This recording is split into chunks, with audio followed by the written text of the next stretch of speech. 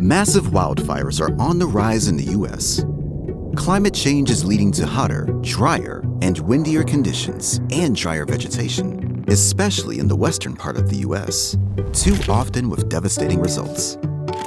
But wildfires aren't necessarily a bad thing. Natural fires rid forests of dead leaves and limbs and return nutrients to the soil.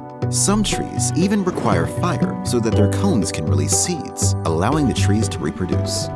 The problem is that climate change is allowing natural wildfires to burn too hot and become severe. Large wildfires then release extra carbon into the air around us and remove trees, further compounding the problem. To address this issue, experts at Duke and beyond are lighting forests on fire, on purpose. Known as a prescribed burn, these smaller, more contained fires give the forest just the boost it needs without the damaging effects of an unforgiving, severe wildfire.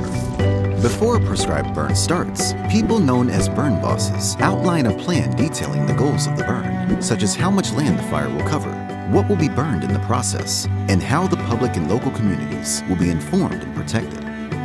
Those fires reduce hazardous fuels, protect human communities from severe fire, and improve habitats for threatened species because they are closely monitored and burn just long enough to bring about the right effects, restoring an environment for the good of us all.